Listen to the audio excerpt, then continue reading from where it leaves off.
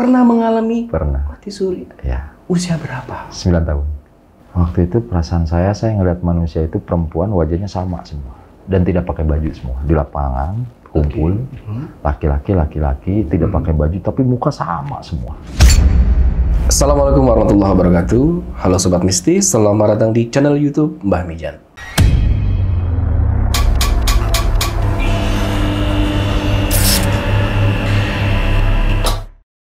Alhamdulillah wa syukurillah wa nikmatillah wa barakallah. Nah, malam ini Mbah ketemu sekaligus kedatangan seseorang yang sudah saya tunggu lama banget sebenarnya, tapi karena memang jadwal kita belum ketemu, akhirnya malam ini baru benar-benar kita ngobrol empat mata. Pekerjaan beliau adalah pekerjaan yang sangat mulia. Nanti kita akan bahas lebih dalam, dan di depan saya sekarang ada Pak Sam. Pak Samsudin. Pak Samsudin. Oke, Pak Samsudin gimana kabarnya, sehat? Alhamdulillah sehat. Alhamdulillah. Saya tertarik dengan pengalaman Pak Samsudin. Tapi sebelum ke sana, Pak Samsudin dari usia berapa bekerja menjadi driver mobil jenazah? Dari umur 30 tahun saya. Umur 30 tahun. 30 tahun baru terjun, sekarang udah 48 umur saya. Berarti sudah 18 tahun menjadi driver mobil jenazah. Ambulan ya, mobil ambulan. Itu di rumah sakit atau di yayasan, kan ada tuh? Kita yayasan. Yayasan. Yayasan, tapi kita kerjasama dengan rumah sakit. Seluruh Indonesia? Enggak, di daerah Tangerang. Di daerah Tangerang. Nah, tapi pengantaran jenazahnya seluruh Indonesia. Pengantaran jenazahnya ke seluruh Indonesia. Seluruh Indonesia. Dari darat sampai kargo pun kita siap melayani. Ada banyak orang yang berpandangan bahwa supir ambulan itu ngeri-ngeri sedap. Kenapa Pak Sam mengambil profesi ini, pekerjaan ini? Ya awalnya sih tidak sengaja. Saat emang keadaan lagi nganggur. Kebenaran lingkungan saya itu lingkungan rumah sakit. Nah saya coba, ya awalnya sih takut. Cuman rasa takut itu hilang dengan rasa kebutuh. Ya butuh untuk ngasih nafkah istri, nyokolain anak. Jadi rasa takut, rasa lelah, rasa macem-macem campur aduk hilang semua dengan hilang semua. Gitu. Oke. Lalu selama 18 tahun menjadi seorang driver ambulan, tentu banyak pengalaman-pengalaman yang pastinya baik itu dari secara spiritual, baik itu secara supernatural dialami oleh Pak Sam. Saya pengen Pak Sam menceritakan tentang apa yang didapat oleh Pak Sam selama bertugas menjadi seorang driver ambulan, terutama pengalaman-pengalaman yang sifatnya adalah spiritual. Ya, misalnya saya meyakini bahwa kematian adalah sesuatu hal yang pasti dari setiap manusia. Nah, kalau Pak Sam kan langsung berhubungan nih ya dengan jenazah. Itu gimana itu? Pengalaman mah ada aja. Pengalaman ada aja. Tapi tidak semua jenazah yang kita antar itu menakutkan dan dapat pengalaman. Itu ya rata-rata yang mengganggu itu bukan dari jenazahnya. Mengganggu? Iya. Yang menampakkan. Ada gangguan? Ada. Ada penampakan? Ada. Tapi bukan dari si almarhum yang kita bawa. Si jenazah yang kita bawa. Itu hampir semua dari luar. Itu. Pak Sam, ini hanya drive atau? Saya alhamdulillah awalnya hanya sebagai driver.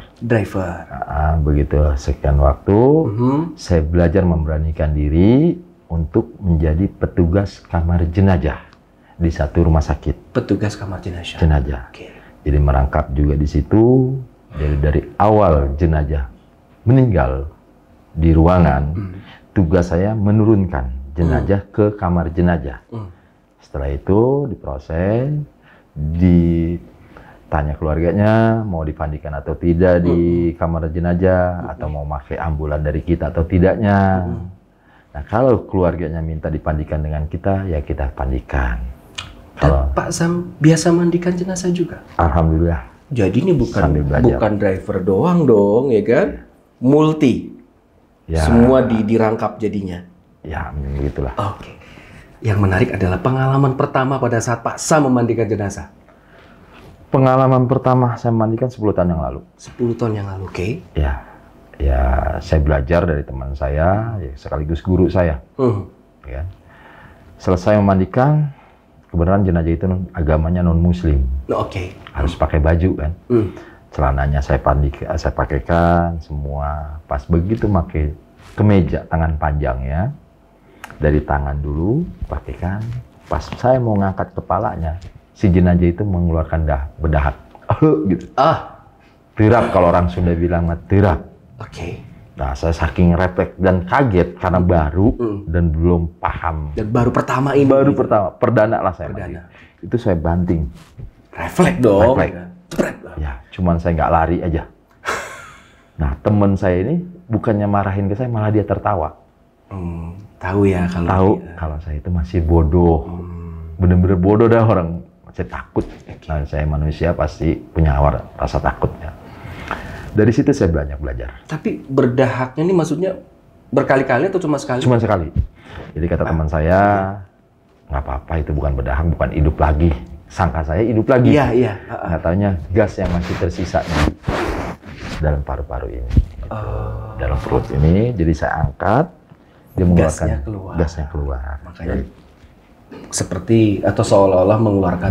Nah, ya itu udah dari pengalaman memang sangat perlu ilmu. Selain kayak ini yang sifatnya medis ya Pak Sam. Selain mengeluarkan dahak misalnya, kan berarti kan masih ada gas yang tersimpan toh. Itu apa saja?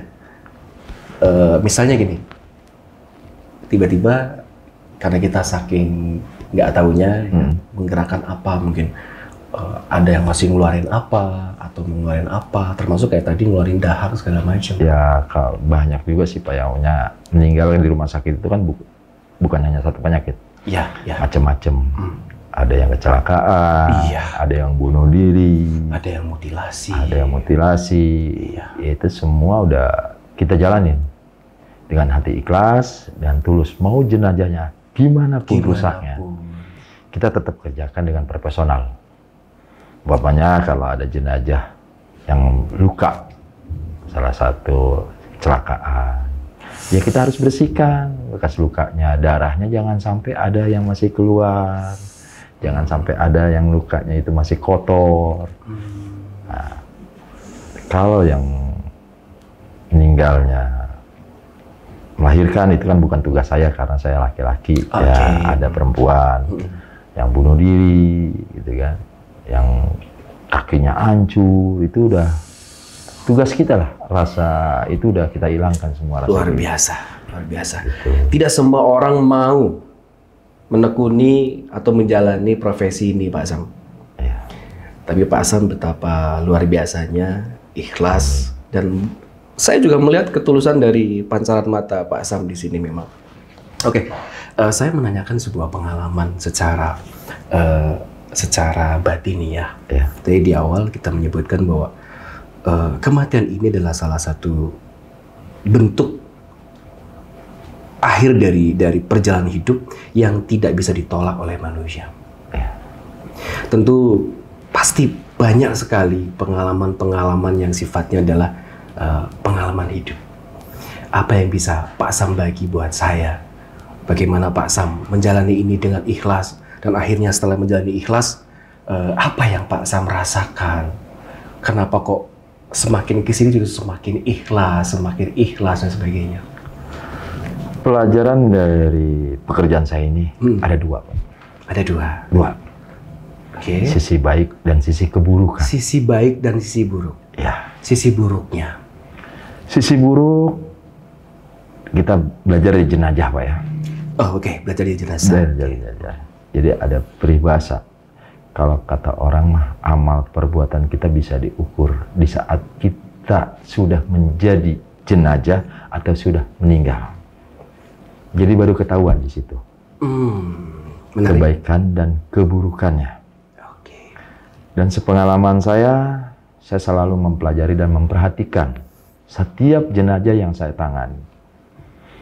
Karena nggak semua jenazah itu badannya besar, diangkatnya berat. Nggak semua. Oke. Ada yang badannya besar, kayak gajah kasarnya. Tapi ada angkatnya enteng. Jadi kita harus kaji lagi. Kenapa dia bisa begitu? Mungkin di masa dia hidupnya itu amal kebaikannya sangat banyak. Ya. Tapi ada jenazah yang kecil badannya, kurus, tapi diangkatnya nempel.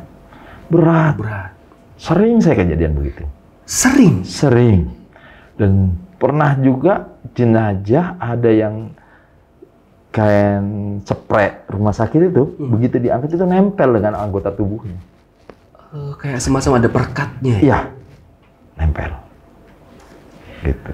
Kalau dari pengalaman Pak Asam, dengan melihat tadi, apa yang bisa diambil dari kesimpulannya? Kenapa kok ada jenazah yang diangkat ringan, diangkat berat, itu kan selain memang mungkin amal perbuatan gitu. Yeah. Apakah Pak Asam juga mengetahui riwayat beliau ini para jenazahnya? Untuk mengetahui sih tidak, Pak. Karena saya kan kadang-kadang suka langsung hantar ke rumahnya. Ya sedikit saya bukannya pengen tahu permasalahan orang. Ya. Kadang-kadang ada aja orang yang selenting ngomong. Nah, maaf ini Mas, saya ngomong begini jangan sampai orang yang udah saya antar sebagai iman Islam yang sana diterima nih. Maaf nih ya, karena berbagi pengalaman. Nah, yang begitu biarin aja meninggal. Orangnya juga pelit, galak, dengki. Dari situ udah ketahuan, Pak. Dan jadi, Pak Sam mendengar tentang kata dengki, pelit. Ya, sering. Dari beberapa jenazah yang Pak Sam urus. Ya. Dan ketika memang sejarahnya itu, lagi-lagi tetap berat. Oke. Dan saya punya pengalaman pribadi, Pak. Iya.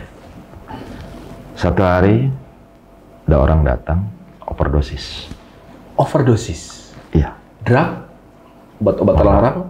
Mabuk. Alkohol? Alkohol. Oke, minuman keras. Oke, baik. Datang ke situ overdosis. Kan ada cerita, Pak, kata orang kampung, matinya juga lu mabuk. Masuk neraka. Tapi bagi saya itu belum tentu. Belum tentu ya? Belum tentu dia meninggal nanti masuk neraka. Kenapa Pak Sam mengatakan demikian? Karena yang bisa mengukur dia masuk ke neraka atau tidaknya hanya amal perbuatannya, Pak. Betul. Apakah Pak Sam mengalami sesuatu hal ketika menggendong, memandikan? Ya. Oke, seperti apa? Orang itu tingginya hampir sama saya. Oke. Tinggi saya kan udah berat orang. Tapi digotong di saat jadi jenazah berdua pun enteng rasanya. Masih terasa enteng. Berbeda dari yang tadi kecil-kecil itu ya? Oke, terus? Begitu sampai di kamar jenazah. Badannya lemes. Aroma tubuhnya itu tidak bau jenazah. Wangi. Tersenyum. Matanya terpedam. Nah, saya penasaran, Pak. Oke.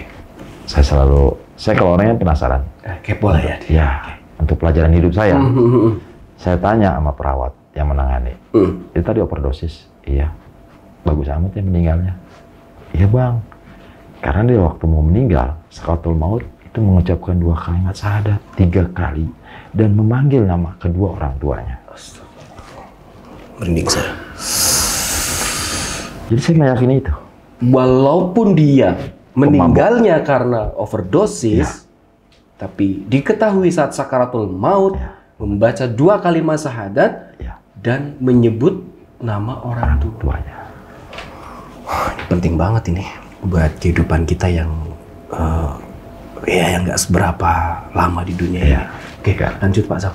Karena selama ini kan saya sering lah mendengar pengajian. Iya. Ngaji pun pernah lagi kecil. Sering guru ngaji bilang, kalau di saat kita dicabut nyawa kita, mengucapkan 2 kalimat syahadat, minimal kita ahli surga, minimal dosa-dosa kita diampuni. Dan itu benar-benar dibuktikan oleh Pak Sam saat menangani jenazah yang mengucapkan 2 kalimat syahadat di saat beliau dicabut nyawanya. Kalau orang di luar sana kan pasti berpikir tentang pengalaman dari apa yang mereka dengar. Tapi kalau Pak Sam kan langsung praktek. Dan semua itu pelajaran hidup saya. Sebelum saya ke orang lain bercerita, saya bercerita dulu kepada istri saya, anak saya. Buat apa? Buat bekal mereka nanti kelak saya sudah tiada. Betul. Jadi mereka tidak belajar lagi dari orang lain, tapi belajar dari bapaknya langsung atau suaminya langsung. Jadi saya menikmati aja, menikmati semua pekerjaan saya dengan pengalaman saya, pengalaman yang buruk, yang apa cukup di saya yang tahu. Tapi kalau pengalaman jenazah yang bagus-bagus, saya selalu omongin ke orang lain buat contoh. Gitu. Tadi Pak Sam menyampaikan ada pengalaman dari sisi buruk dan pengalaman dari sisi baik. Nah, kalau dari pengalaman dari sisi baik itu yang Pak Sam dapatkan selama ini apa? Yang paling berkesan? Banyak saudara, Pak. Banyak saudara. Iya. Oke. Soalnya gini, kalau kita menangani jenazah, kita dengan tulus, sopan, menghargai bukan hanya ke keluarganya, menghargai ke ini. Keluarga dari si musibah, keluarga dari si almarhum pun sangat menghargai ke kita dan menjadi saudara kita, Pak. Itu. Padahal mereka belum kenal sebelumnya, belum kenal siapa-siapa. Tapi saat Pak Sam ngurusin jenazah dengan keikhlasan.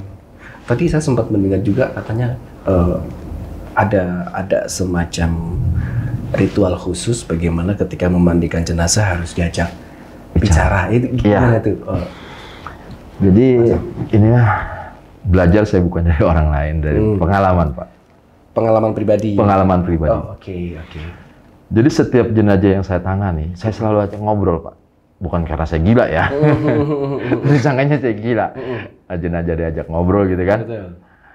Jadi saya meyakini kalau jenazah baru meninggal beberapa jam, rohnya itu masih ada, Pak. Dan masih mendengar. Kita ngomong, jangankan ngomong buruk, ngomong kebaikan atau apa, dia pasti mendengar. Gitu. Makanya itu yang dilakukan oleh Pak Sam. Ya, salah satu contohnya seperti ini. Ada jenazah yang, banyaklah jenazah yang kakinya kaku, nggak bisa ditekuk. Nggak bisa ditekuk tangannya. Tapi dengan doa, selain dengan doa munajat ke Gusti Allah, dengan hati yang tulus dan kita ajak ngobrol, insya Allah akan sempurna dia meninggal. Organ tubuhnya itu akan lemas, akan tersenyum. Banyak kan orang yang meninggal matanya melotot. Iya. Sering kali. Oke, ini sesuatu hal yang sangat spesial malam ini, guys. Kita balik lagi ke obrolan awal. Pak Sam mengatakan ada pengalaman yang sifatnya di luar nalar. Kata Pak Sam tadi, ada banyak hal yang ditimbulkan justru bukan dari jenazah, tapi dari pihak luar. Nah, kita akan masuk ke segmen cerita mistis, teman-teman. Mbah akan membakar dupa. Kita akan sama-sama mendengarkan apakah ada pengalaman mistis dari pekerjaan seorang Pak Sam.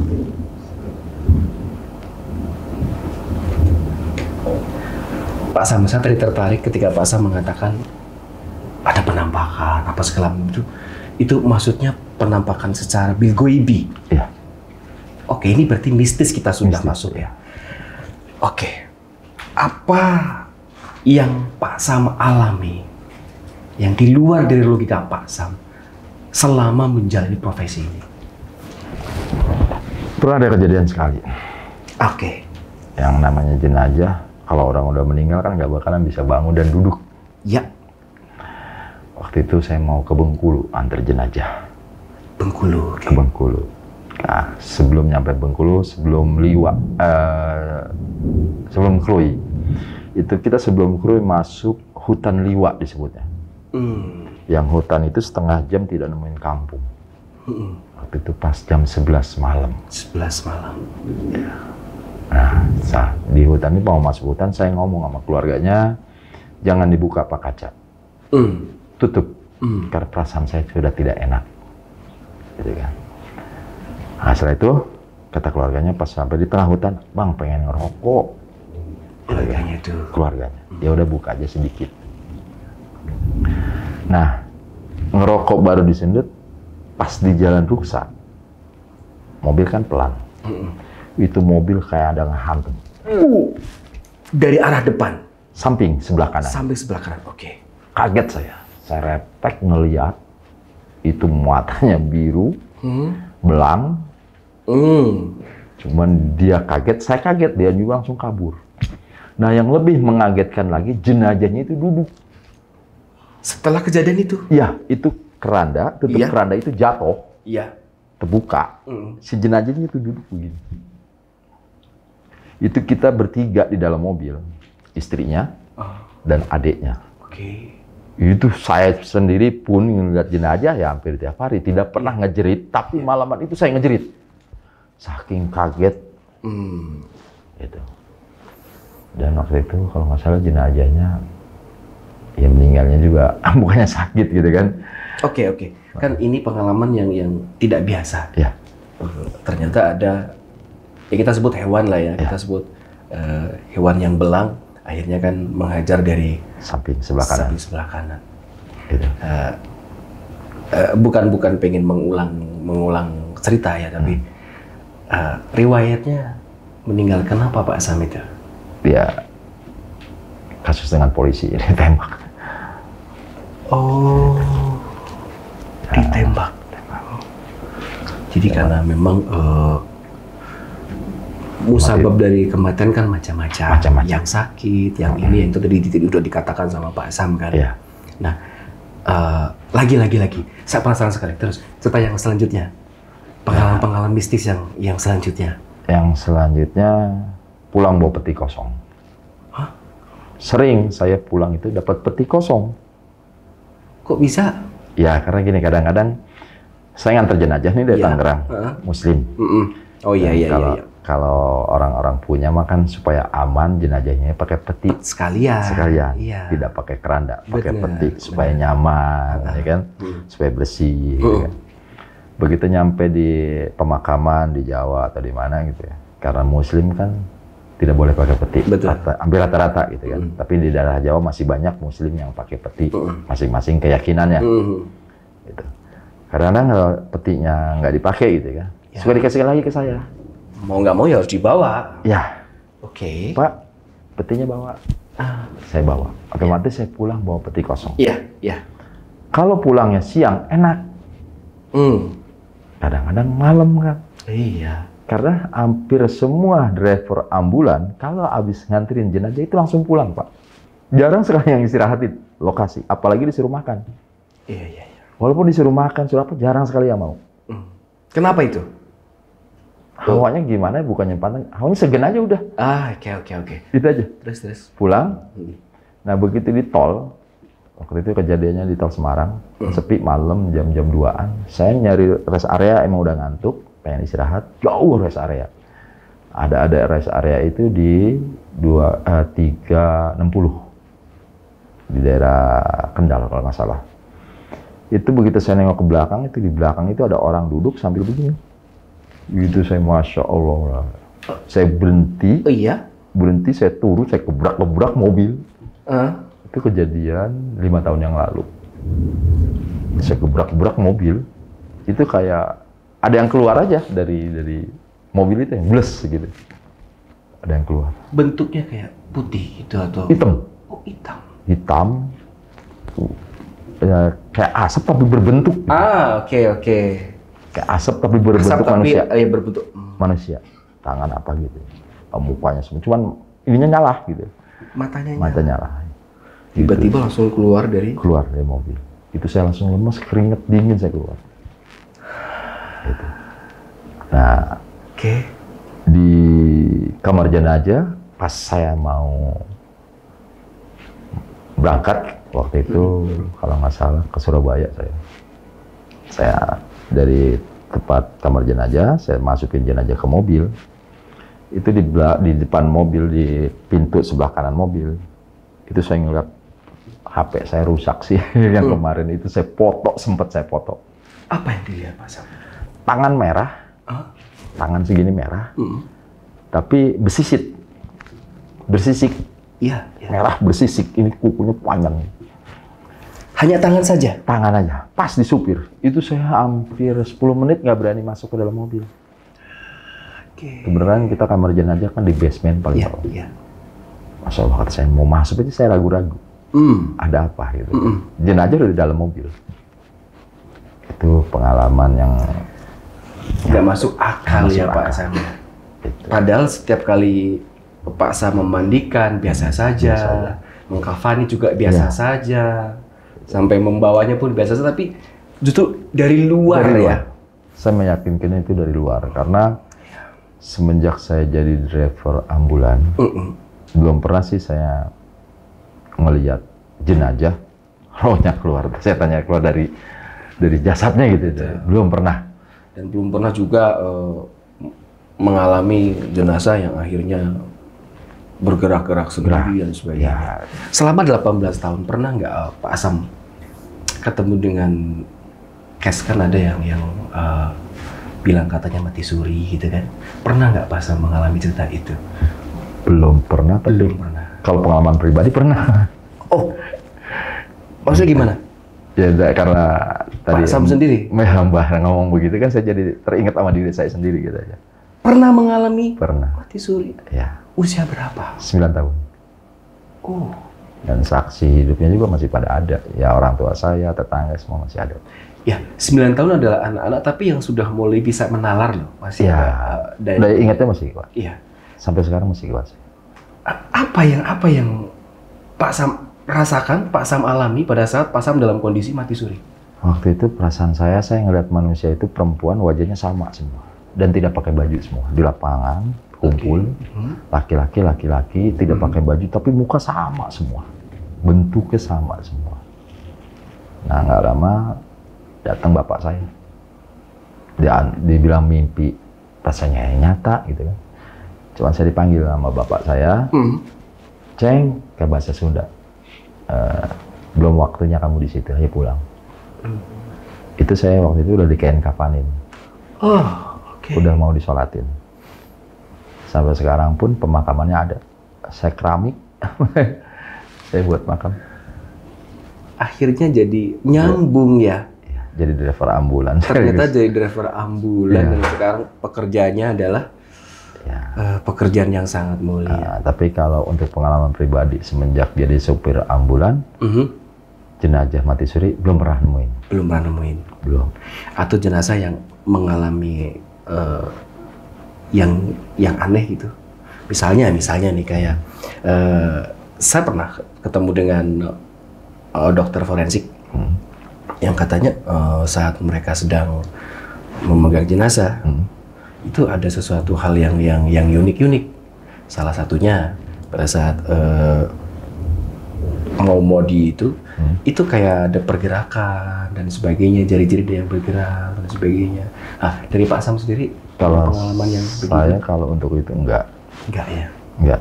Cuman saya pernah punya pengalaman ya. Itu waktu itu nggak dipandiin. Jenazah itu nggak, keluarganya nggak minta dipandiin di situ, bawa pulang.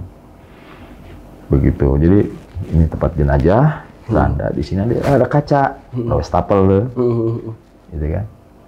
Begitu saya lagi cuci tangan, saya ngeliat ke kaca itu ada 2 orang. Di belakang saya itu ada 2 orang. Tapi begitu saya nengok, saya kaget nggak ada orang. Saya penasaran. Begitu saya buka, wajah orang yang berdiri itu wajahnya sama men. Itu.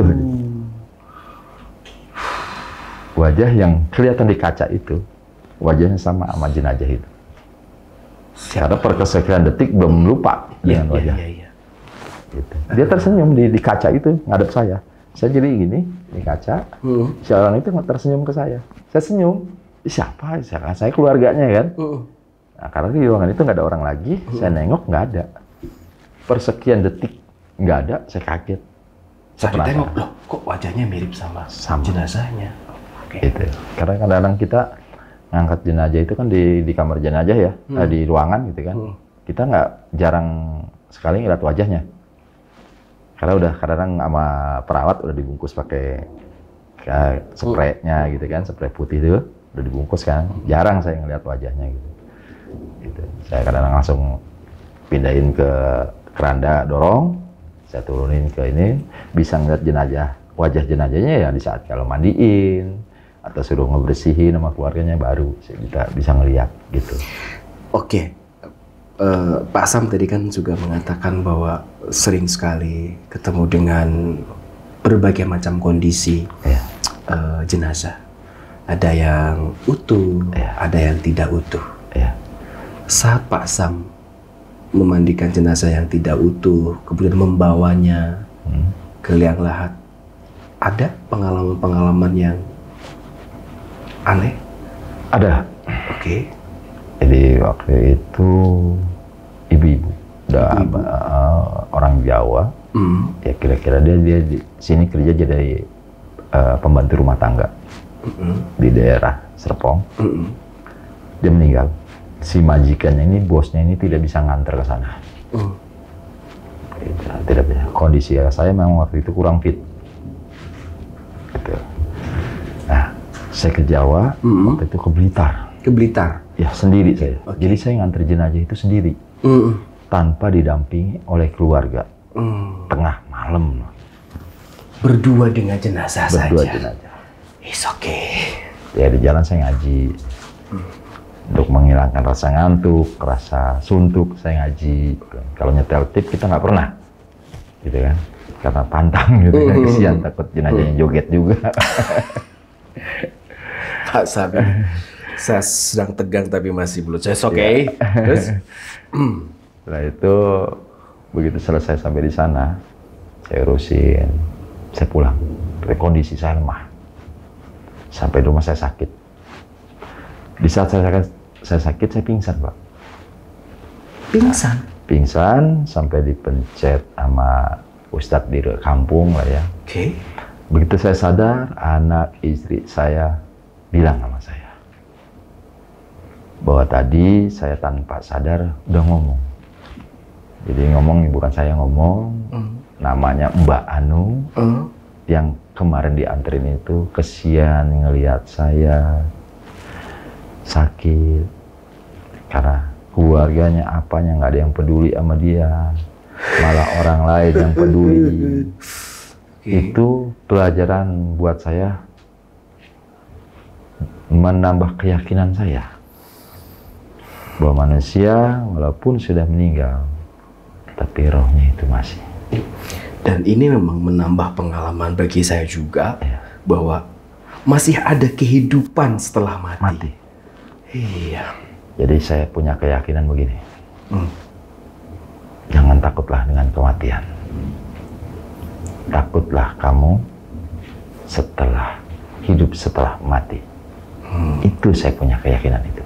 Memang benar-benar harus nyari bekal yang mumpuni sebelum menghadapi Yang Kuasa. Jadi menghadapi kematian jangan takut kalau sudah takdirnya. Tapi yang saya takutin itu, bisa nggak nanti saya menghadapi di saat saya hidup lagi setelah saya mati. Nah, semua itu belajar dari pekerjaan saya. Pak Sam, saya sedikit menyimpang ya dari obrolan ini, bahwa saya punya pengalaman bagaimana saya kadang-kala ketemu dengan khoring dari orang-orang yang semasa hidupnya dia mengakhiri hidup dengan cara bunuh diri.